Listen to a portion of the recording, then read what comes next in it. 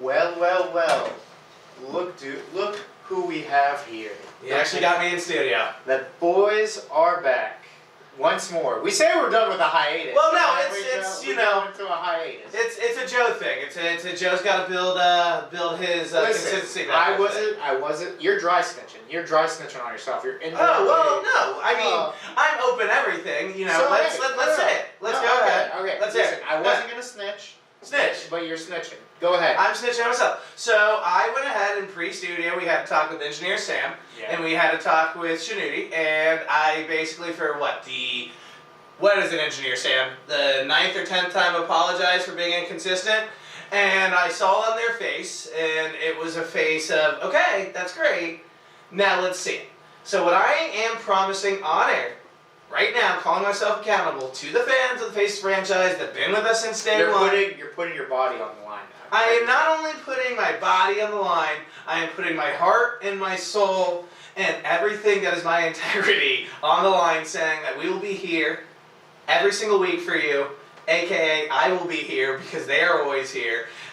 And now wait, because you may hear that bated breath there in the background from my co-host, Michael Farrell. Now, it's a build the trust thing back up.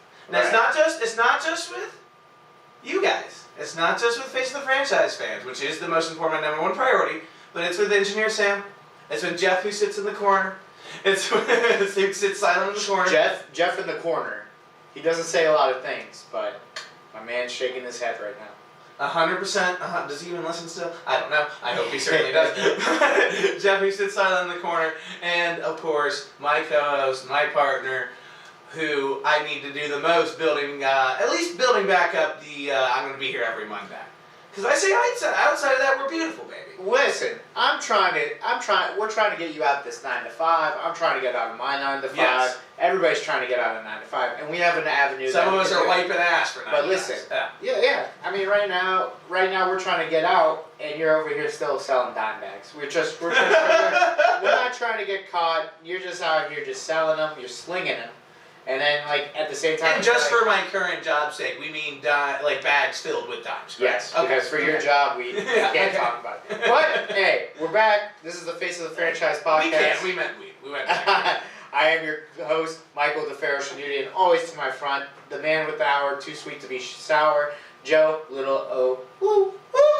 And Joey, you know what? It's the off season, so we're not missing much. So the hiatus that was also part of my excuse. Yeah, that is your excuse train. The excuse train, it's not a lot. But you know what? One thing really did catch my eye. That is part of the excuse train. Well, one of the biggest stories is DK Metcalf. Yes. Everybody remembers his ass chasing down Buda Baker like he was a turtle shell, and that was Mario Kart. First of all, can we get it correct? All right, if I am going to show up here every single Monday, at least get video game consistency correct. No, then the Mario Kart correct. No, it's called a Koopa Show. Oh my God! It's called a Koopa Show. Jesus Christ, man. Okay, we're officially for all my nerds out there. You are welcome. Okay. Here we go. Here you go, Koopa Kid. So I keep the trust, like I said, building the trust back up with the fans as well. All right. Koopa Show. Koopa Kid over here. Koopa Kid wants DK Metcalf as a Koopa shell. Went after Buda Baker like he was in Mario Kart better. Now DK thinks he can race with the best of them in Olympic trials. Now, his first race didn't go according to plan. It did not. I think he ended up 9th out of 10 people. I think PFT, like you said, could beat him at this point. No, but let's be honest. 100 meters, still got 10.3. That is very fast. He's just he's not a straight line speed guy. He's an athletic person. He's a zip and zag. He's a zip and zag. He's everything you got. Like he's the guy. He's a route runner. He's a strategic, fast route runner. So everybody's cooking him. There's a reason he's not track and field. There's a reason he's not in the Olympics. Everybody's cooking him. I don't know why everybody's cooking him. Everybody say this did not catch my eye at all, by the way. Well, I caught my eye because everybody was talking about it. Everybody was like, "This guy's an asshole for doing it. Why would you do it?" Now you know, Twitterland. Was this Twitterland? Yeah, this is Twitterland. Okay. This is you know how ESPN the dog days where they just don't want to talk about baseball and don't want to talk about hockey. They're like, so you talk about how DK Metcalf is at 9th place out of 10 in the fucking race. It's 75% of how LeBron took a shit that day, and then 25%. like everything else. Right. Or Yeah, if it football. depends, if let's say it was 2014, it's how Johnny Manziel brushed his teeth and then all Yeah, set. You're exactly, right. exactly. So everybody was sucking. Everybody was like, "This man shouldn't have done it." Blah blah blah. I was like, at the same time, the dude said it. He just wanted to do it himself. I mean, the dudes are bored. By the way, why don't we talk more about LeBron James and Johnny Manziel on the show?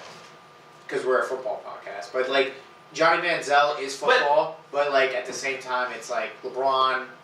He gets it. Could have been a tight end, everybody says, right? All right. Let's do more LeBron content on this show. That's what everybody needs. We'll bring right? back Hoopin and Hollerin when that comes back. And then we'll have the Jordan and LeBron debate too. It's gonna be great. So, like you said, you didn't really care about this, so we'll move on to the bigger story down the line. Oh, did you get that feeling? Yeah. I just really wanted to get it out there. Like, everybody get off my man DK's back. For real. Like, get the fuck out of here. Like, go race. Go race. Go race. At least the dude had balls to go race. Go race. Sorry you're not in a 0.10% at your position in whatever field Exactly. Go fuck yourself. He's still gonna have, like, you're probably gonna suck him off on your fantasy team. You fucking assholes. Congratulations. Don't draft him. If you hated that he raced, don't draft him. Dog days, dog days, dog days. Oh my god. So, the other biggest story Yeah. is Julio Jones. Everybody's now talking about Julio Jones. There's something a little more intriguing about it. This one is kind of crazy because everybody knows what happened in the draft. They drafted Kyle Pitts. And they didn't go after Justin Fields like everybody says. So Matt Ryan at this point in time seems safe. So now you have Calvin Ridley. Now you have Kyle Pitts. Yep. You have Hayden Hurst still. Yeah. Matt Ryan didn't get his replacement. So all eyes point to Julio Jones, a 31-year-old beast. And I still say beast because he is a beast, and he is still one of the greatest wide receivers of our generation. Speaking of 0.001% position. So my question is to you, Little Joe. Mm-hmm. How many crack rocks would you be? How many crack rocks would you need for you to trade Julio Jones? I'm going to need at least 16 million and a half crack rocks. So so for all you folks out here, I'm going to teach you right now. That is what we call a catch-22. Mm-hmm. You think he's going to be alive after all that? That's wrong. Mm-hmm. He ain't going to be alive. But continue. Listen, I don't think at this point, unless you were looking for, here's the way I look at it, unless you're looking for immense capital, which you certainly, I think... It better be immense capital. Immense capital.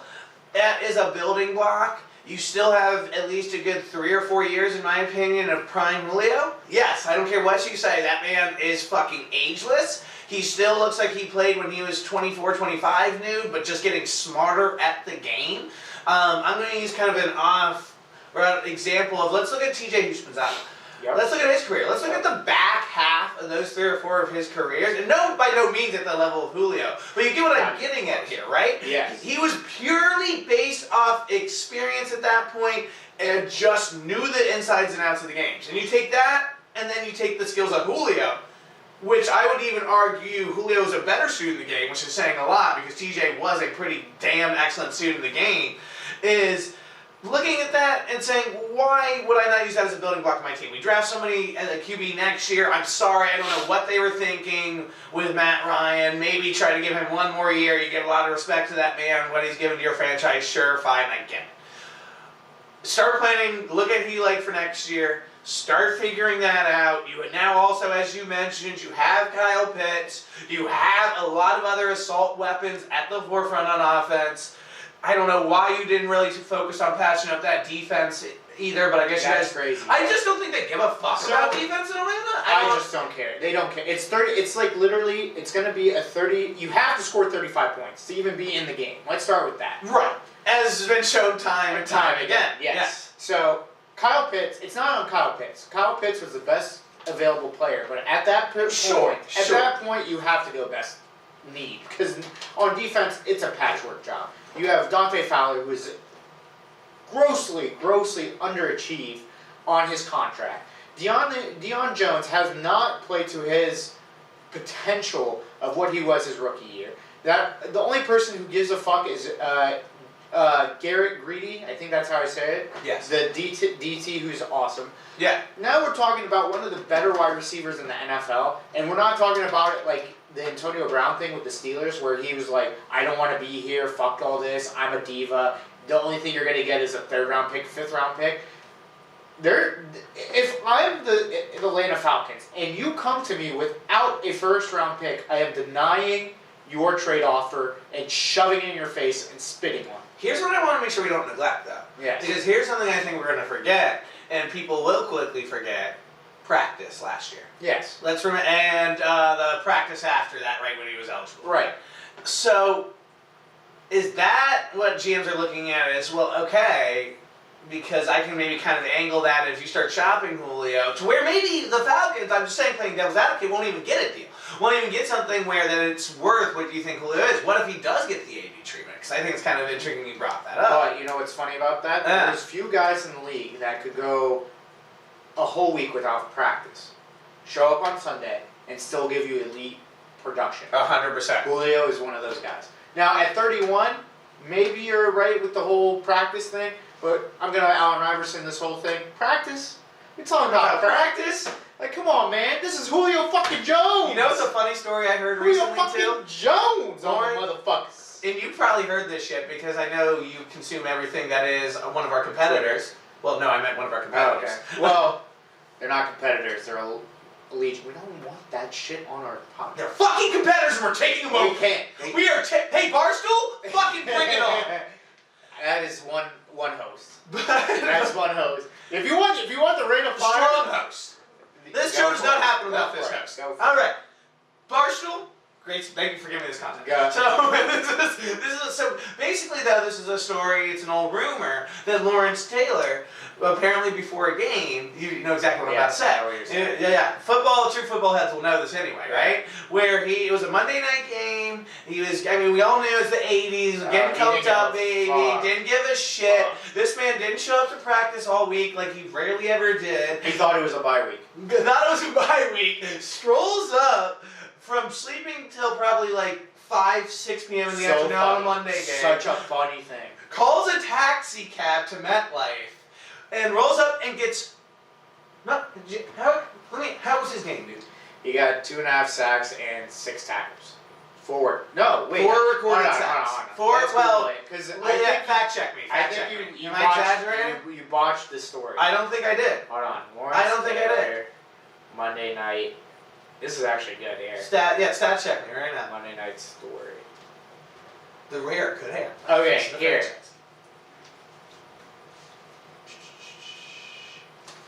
Here. Okay. What do we got? So from Chris Collinsworth's mouth, Collinsworth then chimes in with describe the single greatest story I've ever heard. I said, "Why were you late?" Collinsworth said, and LT said, "Man, the foursome in the front of me was so slow I couldn't get there on time." And I said, "Well, what did you tell Parcells when you got to the stadium and came out on the field and you're for everything?" "Coach, the foursome in front of me was playing so slow." "No, you didn't. No, you didn't. There's no way." Even LT was subject to a group of assholes in front of him taking their sweet-ass time on the golf course. So there you go. Different story. No, it's the same story. Is that the same story? Same story. Okay, so that's why so he's late after being coked out all night regardless. So LT later on what were the stats to the game? LT later describes he did play golf that day, and he was driving past MetLife, and he noticed that the stadium lights were on, and he's like, well, damn, there's a lot of people in that stadium. He had 3.5 sacks. 3.5. So we'll round up. Tackles. We'll round up. Oh my god. Anyway, 4. but still, 4 greatest story of all time from LT. So there goes my phone and my stat check. So there you go. Boom. Officially up the rails. I love it. Julio, Falcons, do not trade Julio until you're absolutely sure you have a backup plan. Done. Make sure none of the GMs remember last year. So a team that has a backup plan, but also very stupid. Let's talk about the Packers. So Aaron Rodgers. Aaron Rodgers, we talked about it. It's the news of the day. Wait, what is the news of the day? Because I'm usually in a cave in the middle of the bottom of a school where no one contacts with us. Yes, get it for the gambler. Guess who has the 6th best odds to win the Super Bowl now? Wait. Say it. Wait. Say the name. But I don't even know because was he signed? No, nothing happened.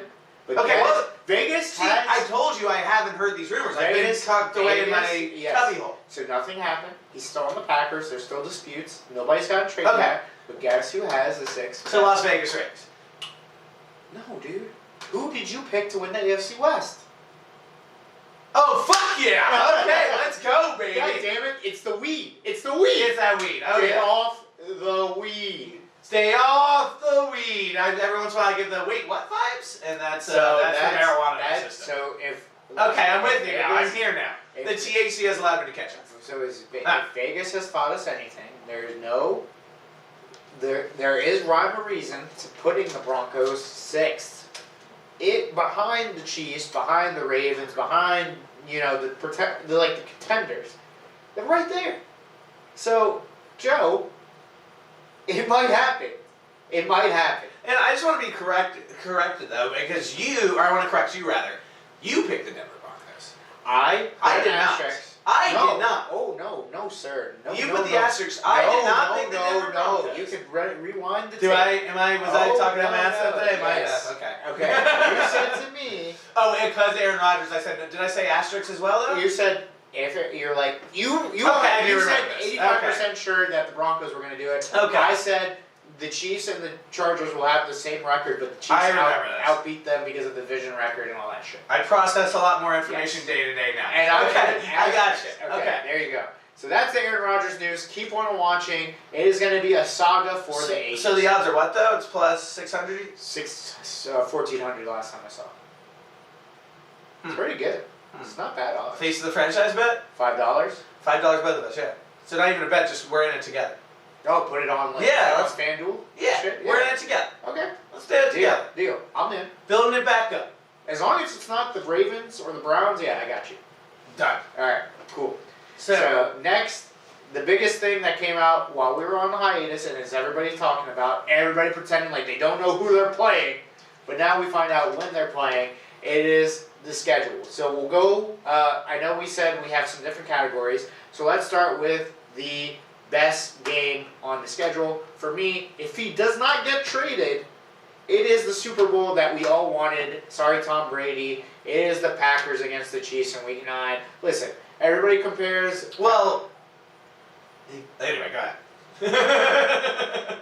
Alright, if he gets traded, it might be the Broncos. I'm going to ask you to pick a different one. Can I do that to you? Because he definitely said, I'm not playing for the Packers next year. I said if he plays. I put an asterisk. What did Aaron Rodgers say, though? Listen. He's going somewhere. Everybody talks. Okay, fair enough. Everybody squats behind that box. Okay, fair enough. So if they mend the bridges... Yes. Okay. Yes, and then we have the best quarterback. And we have probably the best quarterback duel that we've seen in a while. We have the young gun who is compared to him, and the guy who won MVP over the young gun. I cannot wait for this massive showdown. If you have any Packers or any Chiefs on your fantasy team during that time, you're salivating. I'm rock fucking hard. Literally, table about to flip. Or, for all our lady listeners, I'm lady hard. Lady hard. Yeah. I mean, Aaron Rodgers is not a bad looking dude. No homo. All that stuff, so. Right. I mean, again, I can't say I've been watching out to Aaron from time to time. Bonk. So. It's a good looking man. You appreciate a good looking man. Anyways, bonk me for the score. It's gonna be like a 40 point each game. 100%. Like the defenses could be fine, whatever. I don't think they're the greatest defenses of all time, of course not. But those are the two best quarterbacks in our generation, including Tom Brady. Give me that. Give me all that. Yeah. Give me all that. I love it. So first of all, the one, you already said it, the one that everybody's obviously excited about is the Tom Brady return to New England. There's something, and again, I'm gonna go Chiefs favorite here. I really am. We're both gonna go Chiefs favorite. I mean, it's gonna be if the you have first a Chiefs in the game, it's awesome. Well, it's gonna be Buffalo Bills versus Kansas City Chiefs. Right. It's gonna be Sunday, October 10th on NBC. Little Sunday night football. Reason I'm excited for this is because one, you get a little revenge. I think that we may see a Josh Allen victory here. I think you see a very motivated Bills team, and I think this is one where we likely see the Chiefs sleeping that first half and then doing their Chiefs thing the second half.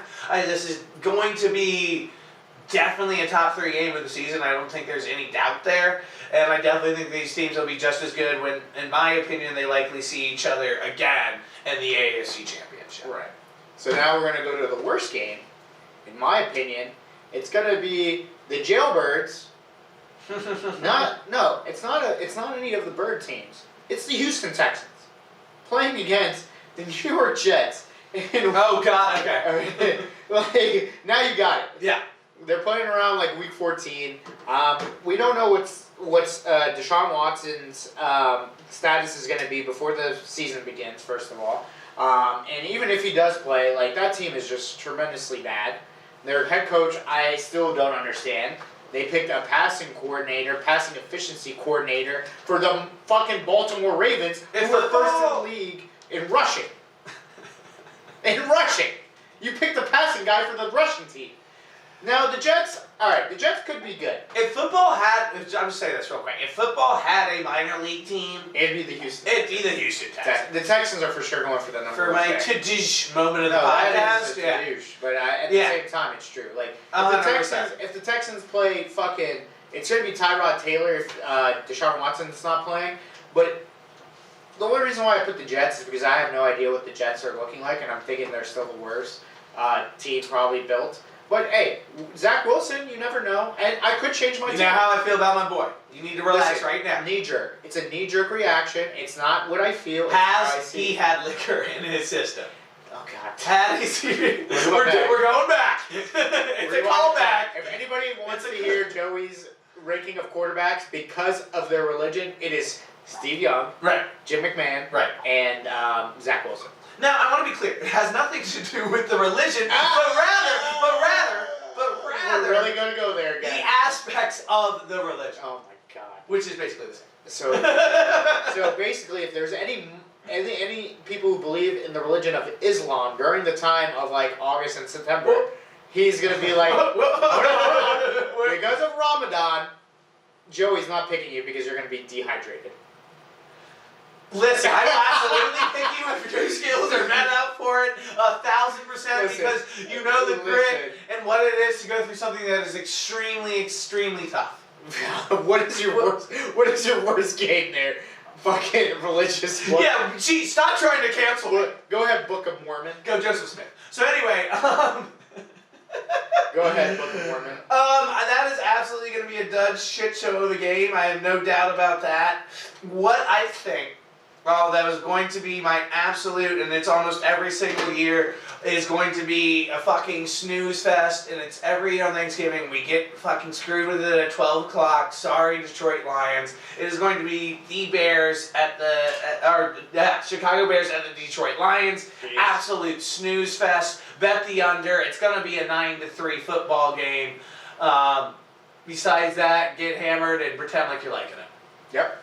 Now, to our favorite thing, who has the easiest schedule and who has the hardest schedule? So, let's start with the hardest. We both can't be biased here, though. So I have to not pick them? Yes.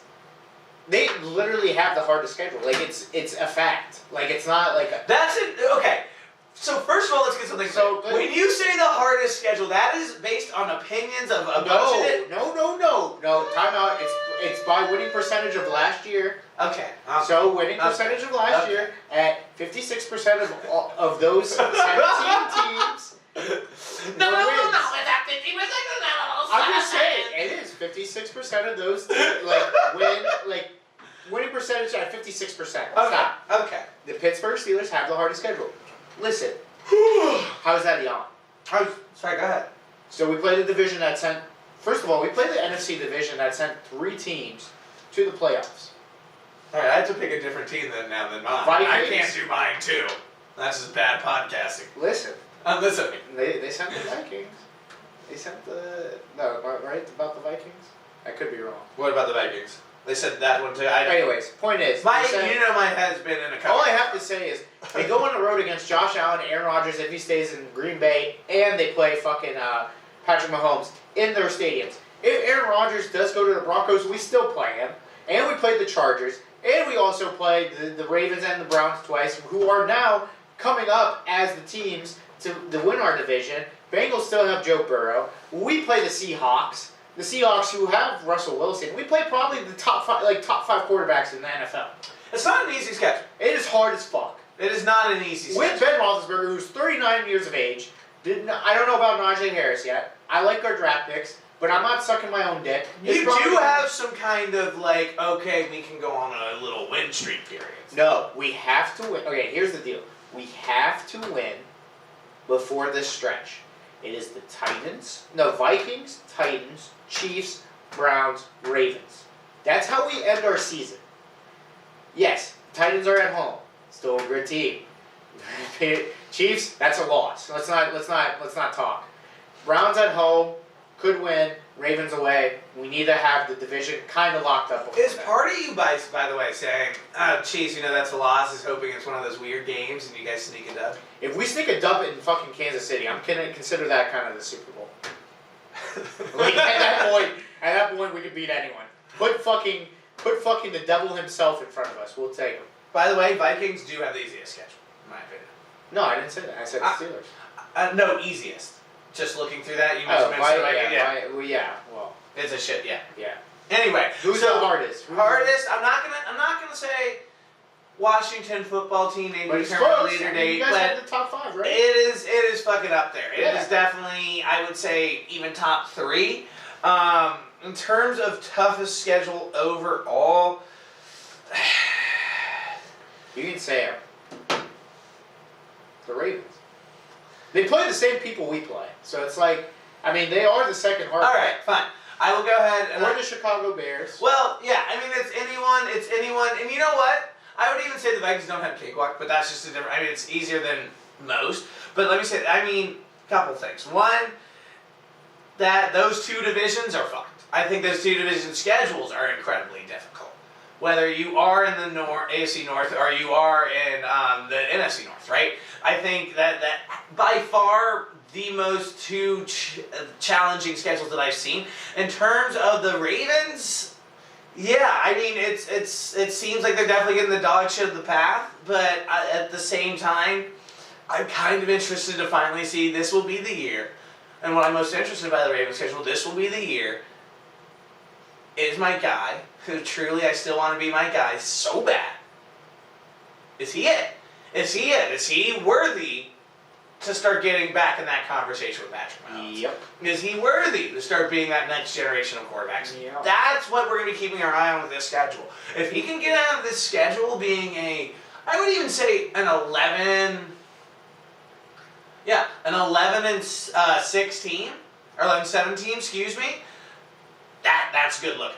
So I think you're right. I think that's what it is, because a lot of people have had opinions on his passing. Or maybe 11 and 6, I was right. Sorry. So it's not bad. So now to the teams that have the easiest schedule. Sorry, boss. It's the Dallas Cowboys. The Dallas Cowboys literally have cupcakes over cupcakes over cupcakes. It could have a Steelers kind of fraud looking 11-0, 10-0, start the season. Their winning percentages are low. They were the last place in their division?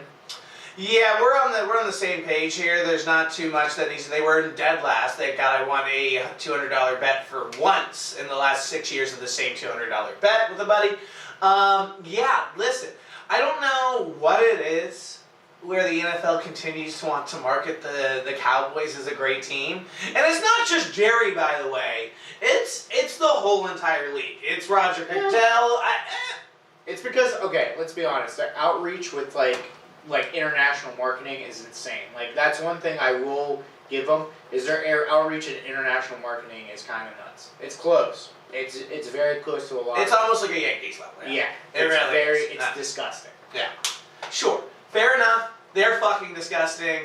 Fuck them. Obviously, I'm disgusted by this, but I get it. Yeah, I'm a bias take, right? I understand that, but at the same time, if you look at it, and like New just pointed out, again, furthering my point, they need this team to look good, right? They need this team to be good. Just like the Yankees always have to have the fucking all-stars on their team every single year, it's the same thing with the Dallas Cowboys, at least on paper, right? So, can the NFL afford to have the Cowboys have another shit talk season? No, they can't. So, good luck.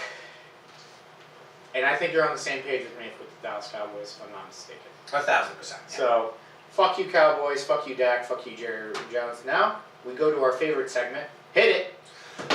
NFC North Division Preview. So we did all the other AFC teams, and then we started with the NFC West.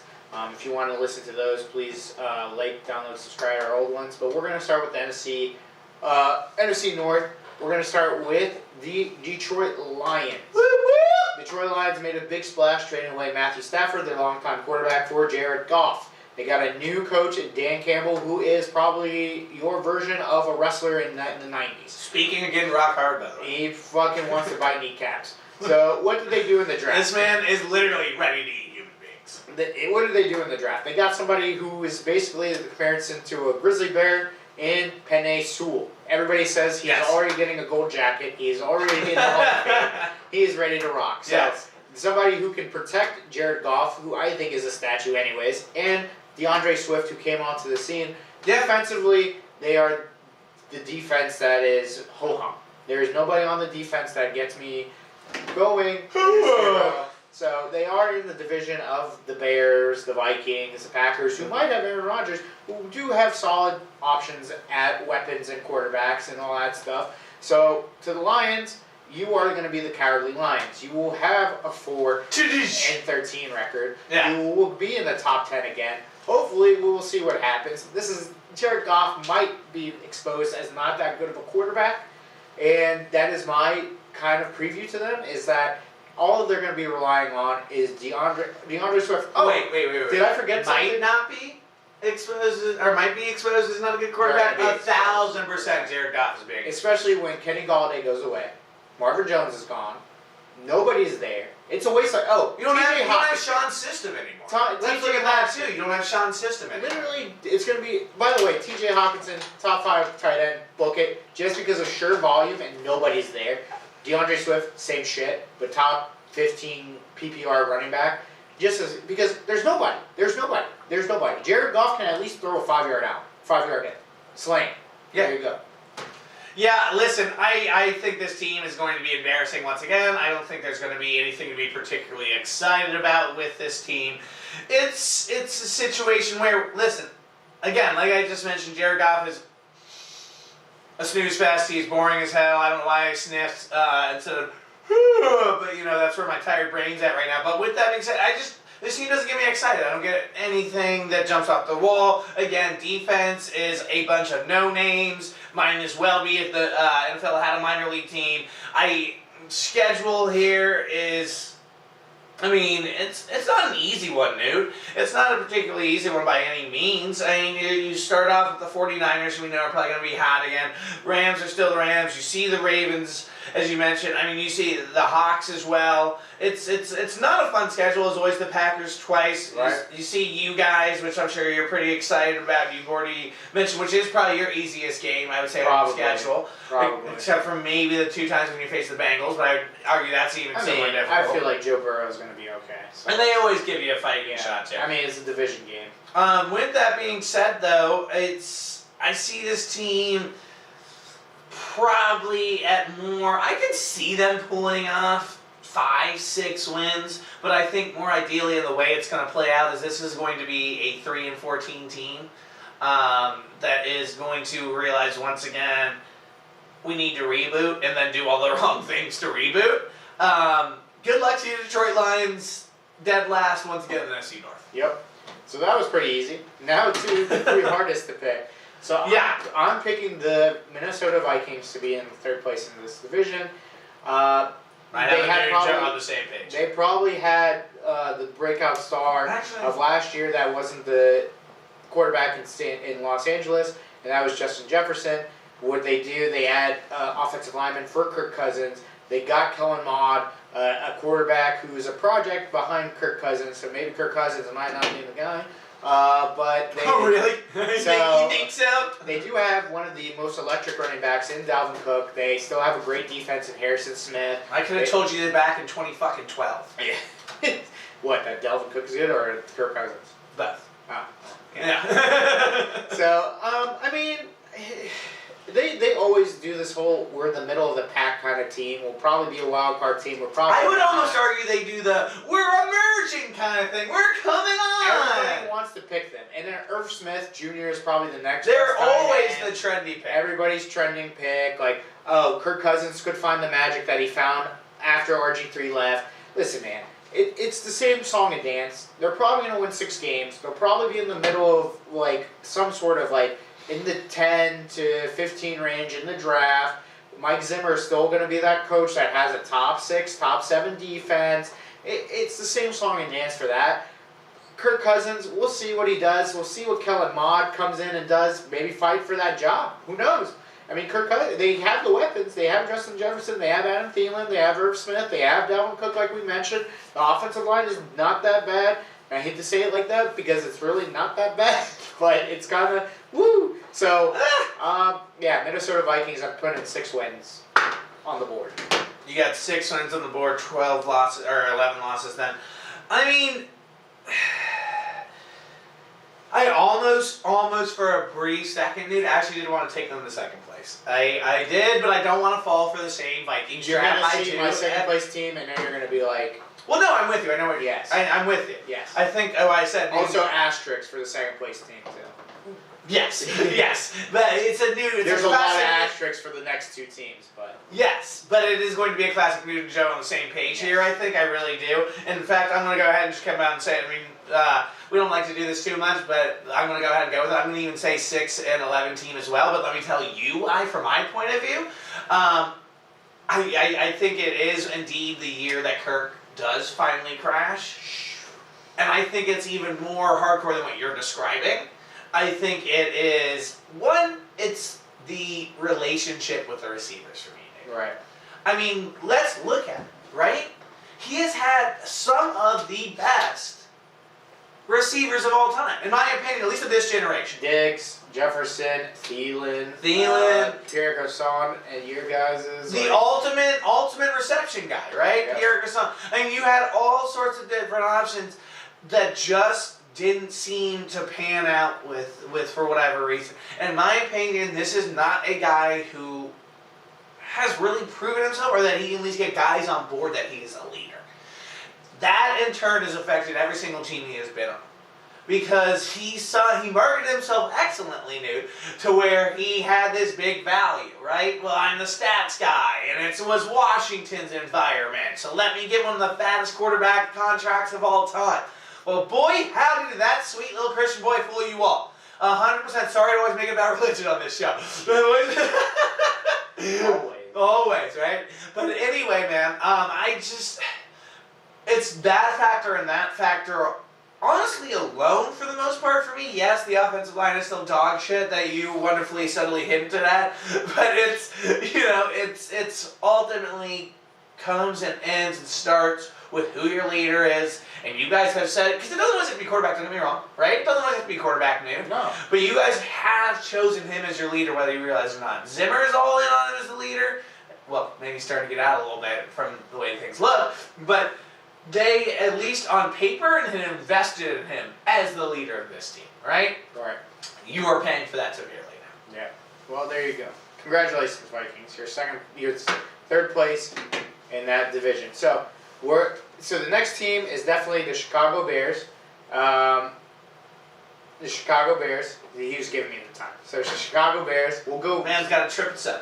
So the Chicago Bears. They drafted their future at quarterback, Justin Fields, who I think they got a steal at 11. So I have my opinions on Justin Fields, but at 11, for a team that needed a quarterback, that is perfect. To a team that had 2 great wide receivers in Allen Robinson, who is underrated. Anthony Miller, who can speed down the field. Danny Mooney, who came on the scene as a speedster. David Montgomery is going to be okay. Now, the defense is top 5 already. They have Khalil Mack, they have Hakeem Hicks, they have Eddie Jackson. Let's not forget they have all these teams. This is a team. Now, asterisks, if they start Justin Fields first over Andy Dalton in week 3, which I think should happen, they will be a playoff. Why should that happen? Because Andy Dalton's shit. Andy Dalton's shit. So? Andy Dalton is shit. Yeah. So Justin Fields will get this team to be 10-6, be in that 2nd to 3rd wild card spot, because the next team I'm going to talk about, I'm going to put them together. Green Bay Packers. Wait. I got an opinion. I'm going to go really quick. So with the Bears, same kind of deal. You didn't give us the record. What do you think on the Bears? I said 10-7. Sorry, I didn't mean 10-6. Okay, so with that being said, I think Bears, again, same kind of deal here. Defense is stout, elite. Justin Fields does deserve that opportunity week 1 to be on the field. Why would you put the ginger rifle that's gone nowhere on that field? He's clearly proven his time is done, and he's a okay backup at best. You you have the weapons, and everyone's thinking, well, what about the young Justin Fields? Are you guys overvaluing him? We're not. We're not overvaluing Justin Fields, but we're not also overvaluing what the weapons are on that offense, and that Justin Fields has the skills to make that offense function, and that defense is threatening enough to almost have a more powerful Washington football team to be determined at a later date, but probably not turn around. Yes, and I think that's true, and I think that's what they need. It's finally time for Matt Nagy and Ryan Pace to have their one last hurrah and see what happens with this team. I do have this team at one less win, however, I do have them at 9-8. No worries. Well, this team has an asterisk because we don't know what they're going to do. Aaron Rodgers and the Green Bay Packers. Who knows what's going to happen with them. This team's in disarray. But if Aaron Rodgers is there, they are 11 in first place. They're in first place. 11 wins. They're minimum. They're third, behind probably Bucks maybe, Seahawks, Rams. I don't know. So whoever wins those divisions. But at the same time, like it's Devante Adams. It's Aaron Jones. It's Aaron Rodgers. Robert Tonyan. The defense is good. The defense is good with fucking the Smith brothers and Xavier Alexander, all those guys. I mean, it's a good team. It's a great team. But Aaron Rodgers makes that team go. Like, you know what I'm talking about? Like, if you lose Aaron Rodgers, go. Like, they go. Like, they if you put Jordan Love in there, who knows? Unlike go music, which they different in custom to DC. The fact that since Aaron Rodgers has been drafted, they've only drafted one offensive player, which was Jordan Love. In the first round, I mean, I would be upset too. You don't get this guy anything. Devante Adams, you're lucky as shit Devante Adams was a fucking as good as he is. He was in the second round from Fresno State, and he became good. Jordy Nelson, same thing, third round pick. Like, some of these guys are hitting because of the quarterbacks at Brett Favre and Aaron Rodgers. At least Brett Favre got Sterling Sharp. Yeah, I mean, listen, I don't have too much more out of that, especially in the sake of time, but I will say one, and we're going to make that debate super fast. We're still having it. We're going to make it 1 minute debate. But real quick, I will say... I was going to say we could save it for next time. It's fine. I don't care, we're doing it. So, but really quick super debate, before our debate is this. One, I mean, I don't have much more to add to that. My true question to you is, I think, yeah, agreed, first place, Aaron Rodgers on the team, 11 wins or more. My true question I want you to answer is, what if he's not on the team? I think that's the more intriguing question. They're behind the Lions. I don't think so. So you think they're a wild card team, or they make? I don't think they're a wild card team. I think they're short of it, but I still think they're competitive in that division. I still think they're roaming. In some weeks they may be in first. I think it's a back and forth between the Bears. I literally saying behind the Lions because the disarray of all the players from when Aaron Rodgers leaves is going to be so impactful. With the caveat that somebody like an Aaron Jones or a Devante picks his team up and says, hey, listen, I know we're without a rock. I don't know what our front office is doing. I know this wasn't coach's decision, and a coach can get behind that, and they can just kind of band together like that. I think it can be something. Devante Adams already tweeted, you don't know what you got until you lose it. So this is true. Speaking of diva wide receivers. So very quickly, there's this new show out on the called The Dark Side of Football. It's going to be on Vice. And basically, it kind of got to a spin-off of their Dark Side of the Ring. Last night, I saw the first episode, and I wanted to bring up with Newt, is there such thing as a diva, or do we exaggerate it through the media? My opinion, and what I want to say, and I think you're somewhat in the same camp, but you have a bit of a different perspective here, is my opinion is, yes, I think the term is not correct. And I think it's almost a little cringeworthy. I think it's a little disgusting, to be honest, because if you were at the 0.0001% at something, and that was how you shined, that is exactly what you're great at, and there's not a lot of people that are 0.1 at something in the world, but you depended on another human being to show that greatness as wide receivers do, then that's going to be a painful thing to carry. So I think you're right, and this is going to be a short debate. The only thing I'm going to say is... I'll finally get one under the belt here. To add to it, I think it's a mimic thing. I think it's also when you grow up seeing Michael Irvin, you see people like Terrell Owens, you see people like Randy Moss just chatting, just always talking, always doing it. Chris Carter, everybody. You mimic that. You say that's what a wide receiver should be like. Chad Johnson, Steve Smith did it.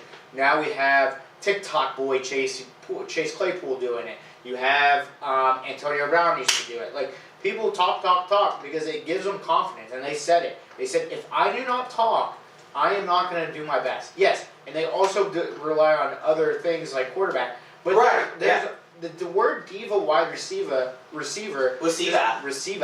it doesn't apply to people like Jerry Rice, Julio Jones, like people who are calm and collective. Sure. Because they don't need to talk. Some people need to talk to get in the zone, a.k.a. Reggie Miller said it all the time. If I didn't talk, I didn't feel like myself. I did not shoot threes to shoot threes. I shoot them because I needed to talk. I needed to be in the zone. Well, and that same thing, too, to your point, and I think we're kind of coming on the same page here, which we already were with this debate, is that's what Chad said, too. To keep it, Chad Johnson would say, to keep it interesting for myself, and we kind of, same thing. I'm going to get You get in people's heads. And then I knew I was going to be a target every single week already.